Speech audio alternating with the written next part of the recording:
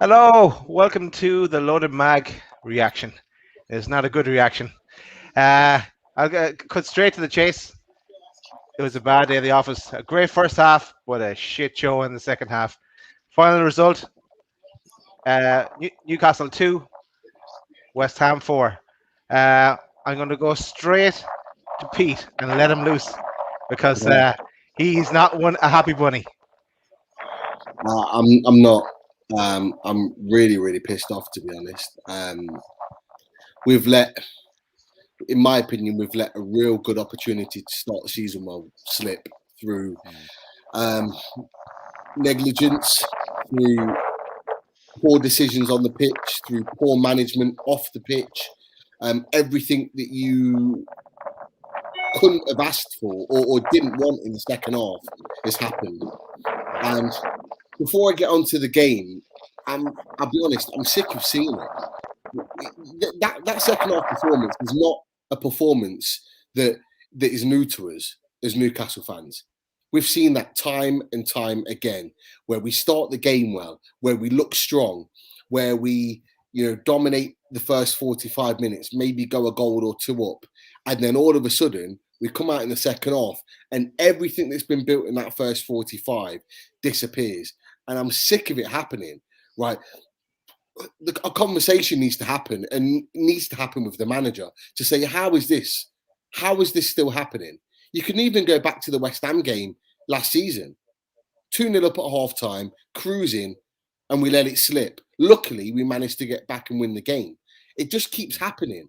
And I'm just sick of it. It's an absolute joke that we're allowing ourselves to be in this position.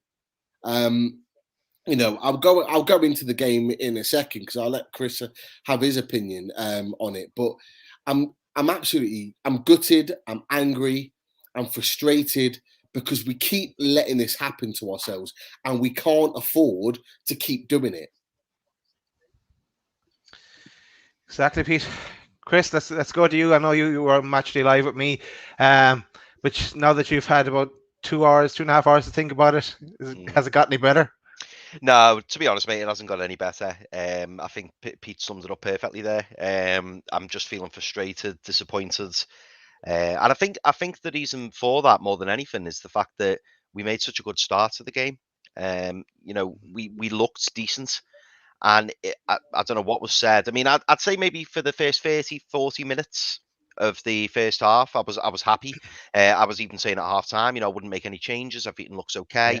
Okay, we let West Ham back in it. They equalised, but then we made up for that. We went 2-1 up, and that was the time to build on it. And then I don't know what got said in the dressing room. We came out second half, and it was like half the team was still in the dressing room. We looked disorganised, we looked unbalanced. A lot of what we saw of last season, and whether it was down to fitness, whether it was down to instructions, I don't know. But it was as if some of the players had just completely switched off. And then as soon as we did go behind, we just fell apart. We just absolutely fell apart. And really, West Ham could have won 5-2, 6-2. We never looked like getting back in the game. And I know some people have wrote in the comments there, about like substitutions and things. They just didn't make any sense. We're chasing a game, and he brings on Joe Linton for Callum Wilson. I understand that the game's lost, and he thought, right, well, I may as well rest up Callum Wilson. I agree with that to a degree, but at the same time, Dwight Gale, he scored a couple of goals last weekend in the friendly. Why not throw him on? Ryan Fraser, I, I don't know. I'm trying to I'm trying not to get angry, but you need to change the formation. I know Ryan Fraser's trying to learn this new number 8, and full credit to him for that. But something wasn't working, and it was up to Bruce or Jones or whoever to make that change. Change it up. Do something different because it's not working. And yeah, I'm interested to see what Martin thinks as well. But from my point of view, I'm disappointed. I'm frustrated.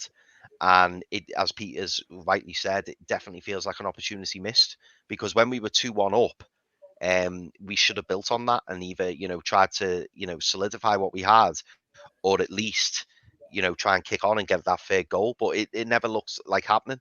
I'm going to touch on Woodman, but I'll wait till that later on, because it'd be interesting to see what your thoughts are. But go on, Mark. What were your thoughts? Thanks, Chris. Just before we go to Martin, just want to say to people that I know there's a few messages in the chat. I ain't going to get to that. I'm going to let the lads speak first, and then we'll go to the comments in the chat. So I want to get your opinion, Martin, because you didn't have your speak either today. Listen, I think if you look at last season, West Ham are a good team, but we let them play. First half, I thought we did good. We did well. Wilson took the goal. We started with a head of steam. St. Maximin was playing well. We got off to the best possible start, but we played. We then reverted back to normal Bruce ball. Now I didn't hear Pete's piece. I'm sure he probably said similar. I was switching over there from phone to PC, but we let them come back in. So we reverted back to Bruce ball, which was we get ahead, we sit back. We get ahead, we sit back, and we let West Ham come into the game. Now, they've had a good pre-season, and to be fair, if you look at the 2 games we played against West Ham last season, we pulled their pants down for 6 points, really. We probably didn't deserve to win the game at St. James's, but we did. We played well at the game away, obviously with likes of Wilson and Hendrick scoring. But the second half, I said this to you, Daz, coming on air, the second half collapse for me was worrying. And why he persisted in not making change, but then keeping the same 5-3-2 or 5-2-3-1, whatever it was, playing 5 at the back at home and being 2 goals down is unacceptable. How we did not go on the front foot at 2-1 and press them back, because I think we would have got a third. And if we'd have got the third, the game would have been dead, in my opinion. But we didn't. We let them come back into it. It was never a penalty at all for me. I'm sorry, but too soft, no penalty, absolute rubbish.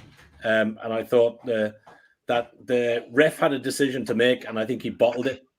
Some people saying it's a hard decision for the ref. If it was, why did you not go and look at the screen? Because if he'd gone and look at the screen, he would have seen it was never a penalty.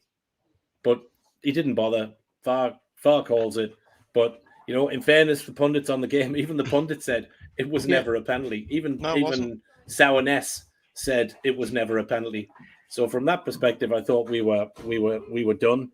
Once that went in, though, there was only one team in it. Second half, we weren't in the game. I thought Antonio and Souček for them, I thought were outstanding. Declan Rice bossed the midfield the second half, tore through us at ease. It was poor. It was a poor second half. I thought Benrahma played really well. We didn't trouble them at all at the back, really, barring a couple of fleeting little bits with Murphy. And it was a dismal second half. And I think Pete said, just as I was switching over, we had a real good opportunity to start the season well, and we've blown that, because Villa away will not be an easy game. Even though they got beat off Watford, that will not be an easy game. Villa's first game at home, and then if we display that in the second half like we did there with the likes of Ings and the likes, we'll get turned over. So. Yeah, it was hugely disappointing. Biggest thing for me was the collapse, and I don't think that'll be the first or only one this season, unfortunately. Martin, question for you, and it links in with Chipper's question here. Yeah, would you now bring Lascelles back in? Lascelles and Shar back in next week? I would definitely bring Shah back in. I mean, I think Lascelles is a better option than Kraft, but I thought normally I'm the first one to point out and go, this player had a shit game, that player had a shit game. And, second half of last season, I tried to stay clear of that. Okay, I've had me pops about Lascelles, but I tried to stay clear of that and more look at the team and where the team shape was out. But second half, I'm sorry to say, but Matt Ritchie had an absolute stinker of a game. He was probably in wrong position and wrong placement for probably 2 of West Ham's goals and missed his man. So look, he normally has great games, so I'm not going to slam him, but he didn't have a great second half. And I thought the other person for me, really second half, was, I thought Almiron was just, I thought he disappeared in the second half. Didn't see anything of him. So I'd prefer to see Fraser back. But yeah, I think if you're going to start with that same formation, Then unfortunately, I think Richie goes out. I'd bring Lewis in, and I'd probably go with Lascelles, Sharp, and Fernandez if he's gonna stick with that. And then obviously Willock in. Willock to start as well. So yeah, disappointing. Seriously worried about collapse though. It was just way too easy. And we were, even with that formation at home, we were cut through the center of the park. We were ran through very easily without a bit of a fight. So that's a massive worry for me. And in the first half, Mark, when we were doing Matchday Live, first half, I was saying the threat was coming from the wings, because the only problem that West Ham were causing us was through Bowen and Benrahma, and through the middle we looked okay. Second half, obviously Moyes did something, because they were literally pouring through us in the middle. Yeah. But again, that's where your manager needs to go, hang on, something's changed here. We've got to shove it up in the middle. We've got to do something about it. But they didn't, and literally, as you rightly said, Souček and Rice just totally dominated. I must admit, I don't know what they did, but something happened, because they were just pouring through the middle of the pitch. Yeah. I thought Shelby started well. To be fair, I thought the team on a whole played okay. They leveled it up. To be fair, it's a bit of a dodge goal. To be fair, but you can see him giving, you can see him not giving. Yeah. But again, to go ahead, to claw that back and then go ahead just before half time, which is a perfect time to knock the stuffing out of the opposition, to come back out and not press on that. And then, like I say, 70 minutes and still be playing 5 at the back, being 2 goals down. It's not good enough. And I know people say it's first game of the season and yada, yada, yada, yada. Lads, we did the same fucking back end of last season, barring we scraped a few wins and teams below us were shit at. So, we need what were you going to say then, Pete? Pete was going to jump in with something. Pete. Yeah, you mentioned about what did Moyes do in the second half that was different in the first. For me, nothing happened. He didn't change anything. He played exactly the same ways that he did in the first half. There were 2 or 3 noticeable differences between the first half performance and the second half performance.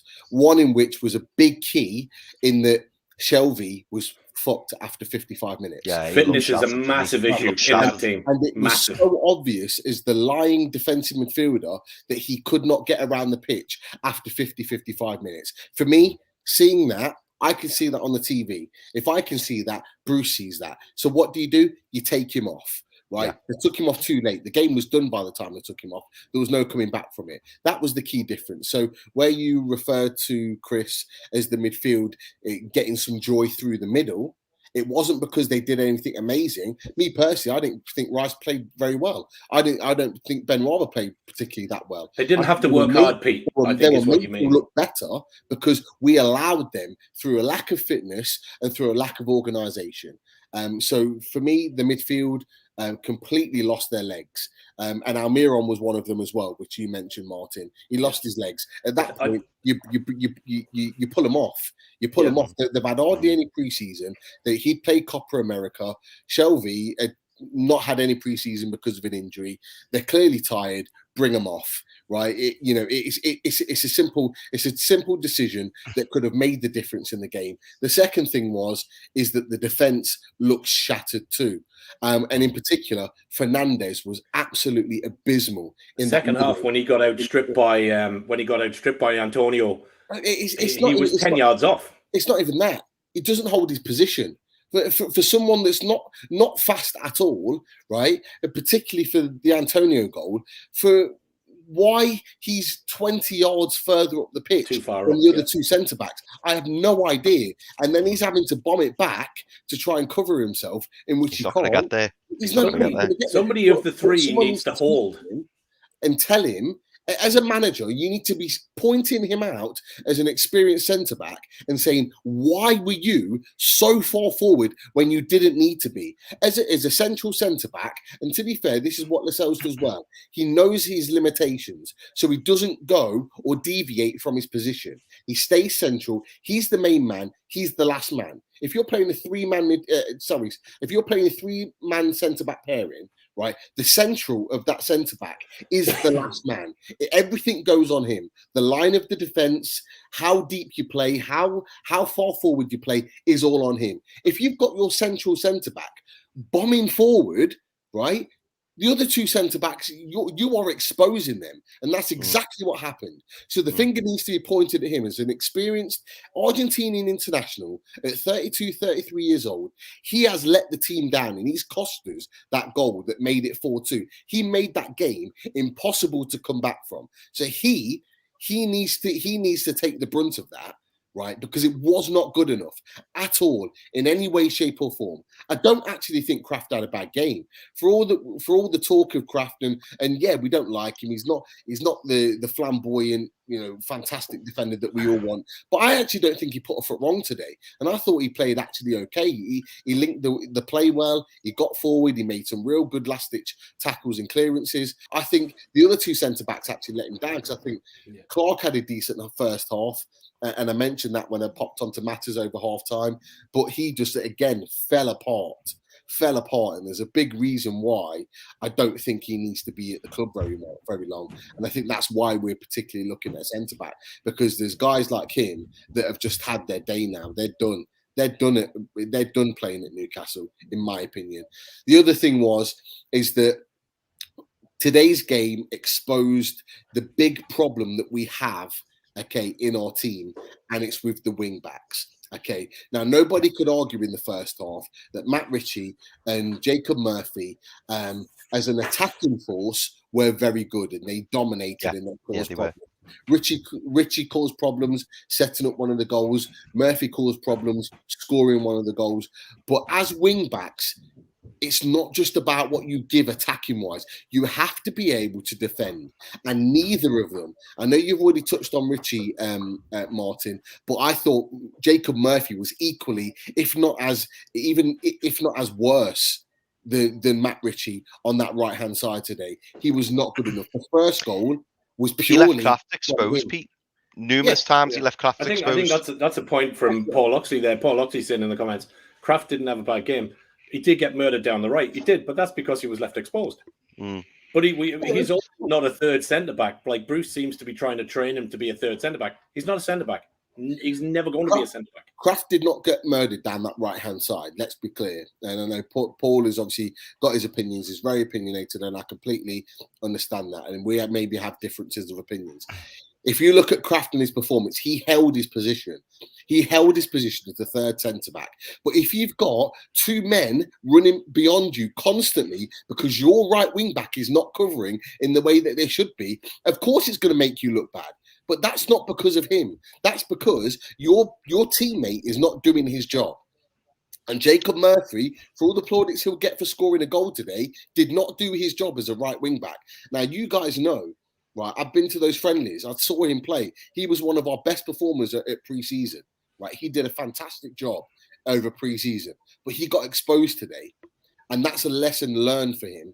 Right, that's a massive lesson learned. If you don't cover your centre back in that right wing back position, you are going to get exposed time and time again. The difference is on the other side, Ritchie was actually there in that position. He just couldn't defend. Yeah, he just kept getting done. Kept getting done. Do you know what, Pete? You're absolutely right, because in that first half, we got away with a couple. Because did you notice Cresswell and Ben Rama on the left? They kept just nipping in behind, and obviously the goal came from Cresswell, didn't it? When he whipped it in, and then on the right it was Bowen and Kufal, and West Ham on the wings are particularly strong, and that's why I saw the threat. It sounds mad because what you were saying before, about Moyes not changing it up. The reason I felt like perhaps he had was because it just looked completely different second half. It was as if West Ham went, right, jib the wings, go through the middle. And then it was only when we were getting even more tired as the game went on that they were exposing us again in the wing-back position, because Newcastle were having to push further forwards. So Murphy was going, Ritchie was going, and then all it meant that Bowen and Ben Rama had more room.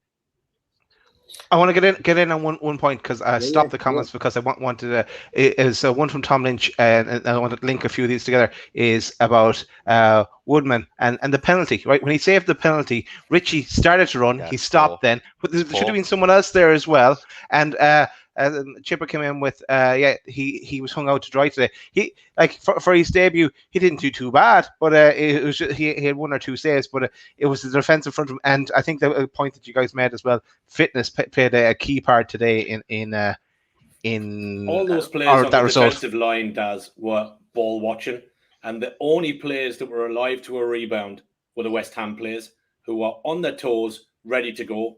All Our three of lads were stood looking at the ball, thinking it's either going to go in or he'll save it and keep a hold of it. Nobody anticipated getting into it. I feel sorry for Woodman because he must have looked at those three in front of him going, what the fuck, lads? And it's not his first time to save a penalty, because we just talked before it actually penalty happened in the championship. He saved 3 penalties, so we kind of just identified that before the penalty shootout. He saved it, and then no one fucking ran to the ball. I do feel sorry for Woodman, but to a degree, I know it was his debut. He's only a young lad, but to a degree, I was a little bit worried because, like, particularly, I think I said it on Matchday Live, Daz. You know, when Bowen went through and Woodman made the save, it was lucky that Bowen hit it straight at Woodman, because I was screaming, saying to Woodman, close the angle, because he just froze, and you could tell he was like, shit, what should I do? Because Bowen was dancing through our players, and he just froze and stood there. And like I say, Bowen hit it straight at Woodman. So in the end, we got away with it. My only concern, and again, you've got to give Woodman a run of games. It's his first game, but my only concern is I'm wondering how well he will be able to marshal the defence. I don't know whether, you know, I just looked at it and I thought, would Dubravka have maybe been shouting more? Would he have organised them more? I don't know. I'm not trying to blame Woodman for what's happened, but I must admit I was expecting him to be more dominant and more like there, if you get what I mean. To me, he did look like a boy amongst men. That's how it felt to me. I'm not saying he's not talented. I'm not saying that he will turn out to be a really good goalkeeper, but he did look like a bit like a rabbit in headlights at times for me during that game. He didn't impress me. He didn't impress me today. I don't know what it was. It's that presence. Like when Dubravka's out, I think you notice it. Same with Darlow. But, you know, I'm not comparing Darlow and Woodman, but it was like we were lacking something. And again, I want to see Woodman 4, 5, 6 games. But based on today, I'm not confident going into Villa with Woodman. I've got to be honest. If you watch Woodman today, he doesn't talk to his defence. He doesn't command. He doesn't tell them where they need to be. From corners, we look so weak. Yeah. And that's not because we didn't defend them well. It's because you've not got the keeper marshalling. Like the one thing I noticed in pre-season, and it was the same today, is that Woodman doesn't come off his line. He likes to stay on his line. And when you're a keeper and you stay on your line constantly, you are putting yourself, not just yourself at risk, but you're putting your teammates at risk. That is why Dubravka had to come in earlier than he did for Darlow last season. That is why we miss Dubravka so much right now, because he's such a presence. He comes out and collects the ball in tough situations. He puts himself in situations. He screams, he dominates, he talks to his defenders. He tells them what he needs to do. As a defender, you need that. It's not just about you as a defender leading the line. You need to be told by your goalkeeper where to go. You look at some of the best goalkeepers in the history of the Premier League, the likes of Peter Schmeichel, the likes of Petr Cech. They dominate. They tell and demand their defenders to do more and to be better. And I'm not saying Dubravka is one of the best goalkeepers in Premier League history, but what I'm saying is that he demands better from his defenders, and that is why when he's in goal, we are less likely to concede. With Woodman, there's a presence element. I actually think he should have held on to the penalty. If I'm honest, I thought he did well to save it. Fair enough, but he just pushed it right in line for the player to tap it in. You know, I maybe that's me being harsh. I just think he could have been better across the board. And I do worry for the games ahead before Dubravka comes back about how many more goals we could concede going forward. So, but I reckon that Darlow will be back maybe even next week.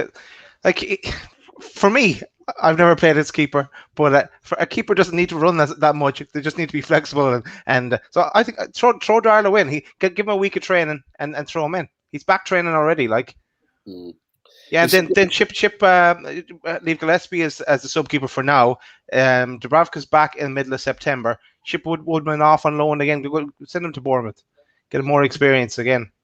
Yeah, it's positional play. Positionally, Darlow's probably slightly better than Woodman. Woodman's probably a better shot stopper in general. He did make a good save in the first half from Bowen, although Bowen probably should have scored it with the position that he was at. Yeah, but I am worried with that goalkeeping situation. Look, I want Woodman to prove me wrong. I want him to come back against Villa and put a really good performance in. But if I'm honest with you, and from what I've heard about Woodman and his issues with Bruce over this summer alone, I don't think he wants to be at the club. I think he wants out. And you know what? No matter how good they are, no matter what age they are, if they want to leave the club, let them go, and move them on. It's as simple as that. You only need happy players playing for your team.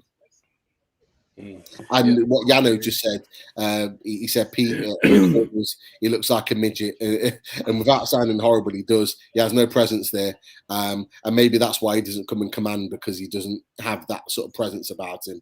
So maybe Souček was having a ball, wasn't he? We saw that early on. Souček was just throwing himself, and you could see Woodman looking, and some of the centre backs looking and thinking, "Oh God, what do I do?" And Woodman wasn't coming for it, and he wasn't shouting. You know, as a keeper, that you should be commanding your area. And I think it was Paul Oxley then has just said he's 24 now. I mean, look at Donnarumma. He was at Juve and now he's gone to PSG, I believe. 20 years transfer. Big fella, and he's screaming, he's shouting, and I think you need that as a goalie. You can be a great shot stopper. There's a level with a goalie though, Chris. You got to have bravery. Do you know what I mean? The likes of Souček bombing in like that. Like the keeper needs to throw himself around as well a bit. Do you know what I mean? And as you said, Pete needs to command that box. Like that's his area. That's his 10 yards. You need to fucking own it. And if you don't, you're going to get found out. Look at those early free kicks in the first half. If you go to watch the game back, on one or two occasions, you can see that our best header of the ball in that team, which is Federico Fernandez, is not in a position to win the ball from across. He's actually marking Antonio right in front of Woodman. If I was that goalkeeper, I'd be saying, right, Kraft, you switch with Fernandez. Push out. You go and sit here. Fernandez will attack the ball in the air because he's the best header of the ball. His positional play actually is pretty good when he's winning the ball in the air. Why he's sitting on the goalkeeper marking an attacker, I have no idea. It was so poorly organised, and that was in the first half. I looked at that and I was thinking, why is he marking him when he should be attacking the ball? And every time that ball was getting whipped into the box, right, it was coming into position where Fernandez would normally be attacking it and getting rid of it. Well, you just thought trouble's ahead. Luckily, we got the couple of goals that put us up, but eventually it fell away. I want to throw something at you, lads, and it's something that linked to what Yano is saying here in this comment. Okay, we're 2 goals behind. It's 4-2. We bring on Joe Linton and Sean Longstaff, and we take off Wilson. Why not throw Gale on? Why he scored? Isn't he scored 2 in the last preseason game? Is he on his way out? Is he heading off to the championship? I think Gale's away. We said that last season too. He's had his squad number taken off him. So Lewis has got the 12 and he's been given 34. You know, he played the preseason, he's got a couple of goals, but he didn't play him last season and he's not going to play him again this season. But Joe Linton's going to get on ahead of him every single time.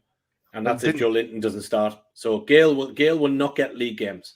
Might get good games. He will not start the league games. That's fine as long as we use the money to bring in some kind of a replacement. But not just take the money and bank it, Ashley, you know? I still, and I said this pre-season, I do not think you will see a striker coming in. I think if we are lucky enough, to get hold of 2 loans, I think it'll be, I would hazard a guess, it'll be a defensive mid and it'll be probably a centre-back and there'll be 2 loans if we get the 2 in. And I still think we'll struggle. It wouldn't surprise me to see no more coming through that door. I feel sorry for Willock because he must have been stood in that stand when the 4th goal went in, shaking his head going, what the hell, lads? Like, I know he was here last season, but like, you know, we didn't play too bad the back end of last season. You know, we got a bit of a run together.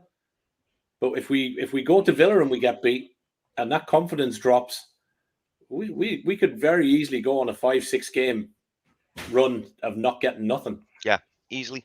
I Easily. think Gale not getting on is exactly. It tells Gale exactly where his position is this season. Is that he's the backup of the backup. It's as simple as that. And as a striker in that position, you got to think. You got to think it's either one of two things that he's thinking right now.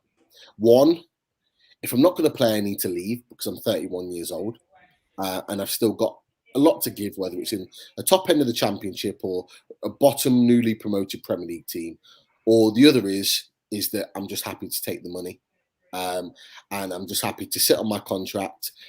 When I play, and I'm just going to sit here and see my contract out because it's guaranteed. There's one or two things in his mind right now, because if I was him, and I think we can all be confident in that if we were all him in this position and we would have been used the way we were used last season, I would have been asking Steve Bruce to get me out of the club in the summer because I'm a professional footballer and my priority is I want to play football. Yeah. And he knows damn right that he is not going to play a lot of football this season. So for me, I think it's the latter. I think he's quite happy to sit on his money and see his contract out, which is why he signed it in the first place. Because no man in their right mind that's got their footballing on the pitch is their priority would have signed a new 3-year deal knowing that they're barely going to kick a ball this season. And I think that's the reason why we're not going to get a striker in. I think that's the reason why the likes of Josh King didn't come in and maybe one or two others that would have been an upgrade on Dwight Gale is because Dwight Gale's decided to sign the 3-year contract. And why? Is because we know we haven't got the money or not willing to put the money into going and getting a proper backup for Wilson. I think we put all of our cards on the table for Willock, and that was it. The loan signings, like Martin said, are going to be the midfielder and the centre back, and I think that's your lot until January. And I think Bruce will then have a couple of continental loans in January that he can use if he needs it. And I think he'll look at the situation then, which I think shows you exactly where this club is at right now. But actually, I going back to Willock, I actually think Willock was probably looking at that performance today and thinking, I'm guaranteed to be playing next week. I've got a place in this team. And he would have been looking, if he's thinking in the right way, which I'm sure he is, he would have been looking at what St. Maximin and Callum Wilson were doing in the first half and thinking, yeah, I can link with these boys. I can make something happen here. We can cause some damage. And I think the questions in training this week, building up to Villa, will be at the defenders and the goalkeeper to saying, look, we created a hell of a lot of chances here, scored 2 very good goals that really should have been enough to win the game. It's down to you that we've not won the game. You boys need to sort it out at the back and make sure that we're set, because if we're putting goals in at Villa Park next week, we need to make sure that you boys are keeping them out so we get the points on the board. It's normally the other way around, that we don't create enough. But those boys today, St. Maximin, Callum Wilson, Almiron in the first half in particular, should be looking at that thinking, we did all right today. We created a lot of chances. Yeah. So all the question marks and the finger pointing is at the defenders and the goalkeepers. Let's turn our attentions to Villa. Before we do, I want to say first of all to Julie, that Jay was the Villa fan that was giving us all grief. But yeah, we turned around, we became friends in the end, and I think he subscribed to either our channel or Steve's, one or the other. Just on to Paul. I think Batshuayi, I think he's going to Besiktas in Turkey. Yeah, he's going to Turkey, he won't be an option for us, Paul. Yeah, that's a 5-year deal, by the way. Is it? Yeah, 5-year. Yeah. And Tammy Abraham's off to Roma, isn't he? Yeah, that's the same. That's a 5-year deal as well.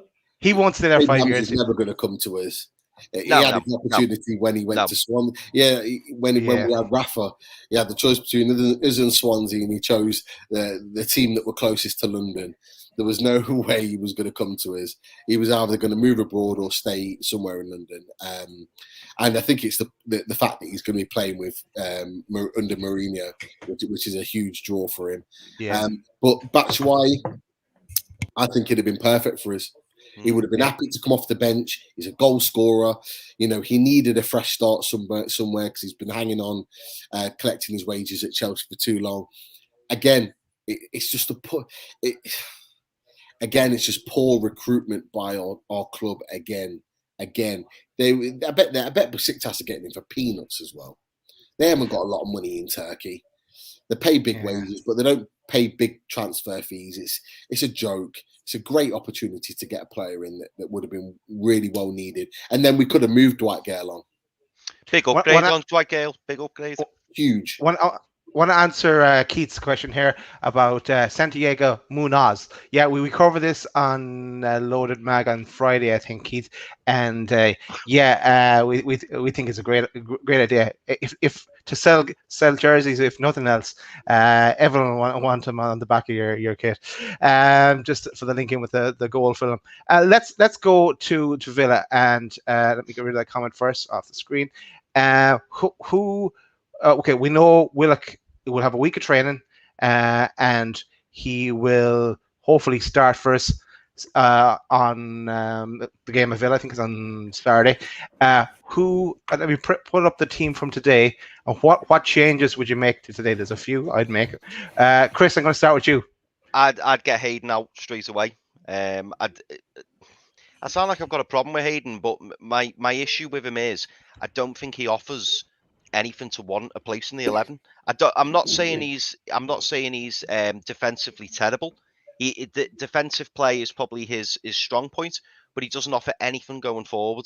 And if he's not playing in that pivot, which is where Shelby's playing, I don't want to see Isaac Hayden going forward with the ball, because I don't think he's got anything in his locker. So for me, I would be putting Isaac Hayden out and I'd be putting Joe Willock in. That's what I'd do straight away. In terms of the defence, I'd probably try Shah. I'm still not sold on Lascelles, but I can see why people would want Lascelles in. I maybe wouldn't shake it up too much. So I'd probably take. I don't know. I'd probably put Shah in for Clark, and I'd keep Fernandez in the middle. But a lot of work's got to be done this week. They've got to organise it between themselves. Maybe there's a question there whether Darlow comes in for Woodman. That'll probably spell the M for Woodman. So maybe it's about giving Woodman another game. I'm not sure. Up top, obviously, St. Maximin and Wilson. I wouldn't change that whatsoever. But yeah, they'd probably be the only two changes that I'd make. I wouldn't make wholesale changes because it's too early on. Bruce has kind of set his marker now, and he needs to stick with it. One bad game or one dodgy second half doesn't make up for the season. It could be just down to fitness, as we've already discussed. So they'd be the two changes. I think Willock's got to come in, and maybe it's time to bring Shah in. That's probably what I'd do. Pete? Kieran Clark needs to get the fuck out of that team. He's not good enough. He's done. He's had his stint at the club. He's put in some decent performance, scored the odd goal, but we need to move on from him. Fabian Shaw comes in, and then you've got the argument that you could take maybe Kraft out, switch Fernandez onto the right, and put Lascelles in the middle, or you keep the other two as they are. The other two changes I'd make is both in midfield. I'd probably take Almiron and Hayden out and put Ryan Fraser and Willock in. And you've got two very attacking players that can create and score goals. I think we need to shake that midfield up. I keep Shelby as the sitting midfielder, and then what you would do later on in the game is bring Shelby off when he's fucked after 60, 65 minutes and bring Hayden on to sit. But it's very, very clear as a team that we need a proper defensive midfielder. And I think the players that have been linked, the midfielders that have been linked with the club, are proper defensive midfielders. So it was very, very clear where we are lacking in that midfield. Now we've got the link, is that we need a holding, solid defensive midfielder. That'd be my three changes: Willock and Fraser in for Almiron and Hayden, and then I'd be taking Kieran Clark out and putting Fabian Shaw in on that left-hand side. Obviously, we'd love to have Dummett in, but he's injured. He would naturally be the fit. Dummett, Fernandez and Shaw on the right would be a competent back three. I would take that all day long. And then you could maybe mess around with Lascelles as the captain as and when. But at the moment, I would go with Shaw on the left, Fernandez, and probably Crawford on the right for now. And see how things go. But there needs to be a much, much better performance, because we've got to remember, and we'll probably talk about it, well, we will talk about it this week, in that Villa are hurting as well because they got beat against Watford. So they're going to be bang up for this first game back at home in front of the fans. Grealish is gone. They've got new signings that are going to want to impress. We need to step it up, and we need to really put performance in. Cheers, Pete. Martin? Yeah, very similar to Pete. I think obviously if Darlow is fitter, then I think he comes back in for Woodman. I think Murphy did all right. I think Clark out. Shaw back in, and probably Lascelles, as much as I hate to admit it. I would switch out Richie for Lewis. I'd give Lewis a run. I think I want to see what he's going to do. We're either going to play him or we're not. Hayden out, absolutely same as Pete. We're Hayden out for Willock. And then I would take Almiron out and put Fraser in. And I think that's a good attacking front line with a bit more strength in depth at the back. And I think, Lewis, to be fair, as much as he's young, I think he's a little bit better defensively and able to get back in position than probably Richie at the minute. So the other question I have is, what the fuck is happening to Manquillo? Yeah, he wasn't favoured last season. He's not favoured this season. He plays pre-season, and then he's not even in the squad. You know what it is? It's purely down to the fact that he's refusing to learn English. He still doesn't know English. So Bruce has said to him, and just listen on various podcasts and whatever, a few of the journalists have said that apparently Bruce has said to him, he needs to learn English in order to be able to communicate on the pitch better. And he's flat out refused, a little bit like Chancellor Mbemba, which is why Benitez moved him on, because he refused to learn English too. And I think why Steve Bruce telling anybody to learn English is a bit hypocritical, to be fair. Yeah. And it wasn't the problem for Rafa. Rafa played him the whole time. The Spanish there. Yeah, exactly. Yeah. I suppose he wouldn't have understood his teammates, but he understood Rafa. For me, if Darlow's anyway fit, bring him in. I'd go Lascelles, Fernandez, Schär. We're going to take out Hayden. I agree with you there and bring in Willock. Toss up them between Almiron and Fraser. Give them 50-50. Give them half a game each, kind of thing. See who was performing in training. But that's it from me. And I think that brings an end to our show, guys. I want to tell people as well just to subscribe to the channel. Thanks for watching, and thanks for the comments and questions that you guys put in. Hit subscribe. And I know everyone in the chat has already subscribed, but anyone watching back, do so. And if you look back at as well, anyone at all the shows we've done, there's a lot of selection there. So there's plenty to choose from. We will be back next week. We might do a fancy football show. Someone had a very, very good week in fancy football. Is up in the 95 points. Yes, it's me. So we'll be doing a fancy football show. To be fair to the league, there's any amount of fucking shocknesses in the fucking league. So it was bound to be somebody out of your family that done well. There's 90 players in the league, and 72 of those are from the west of Ireland. I walked into my house on Friday evening, and it was my mum's birthday, and all these 7 5-year-olds all doing fancy football teams. I was like, what's going on here? I'm the only one that ever did fancy football before when I was that age. But anyway, they've all got into it. But that's it for our show tonight, lads. Thanks everyone for watching. Hit that subscribe button as I try and find the video for the outro. It's here somewhere. I have enough of StreamYard for today. I'm sick of it. I'm going to do some painting. Good night. Good luck. Good night, and thanks. We'll be back hopefully with smiling faces next time. Good luck. Take care. Take care, guys.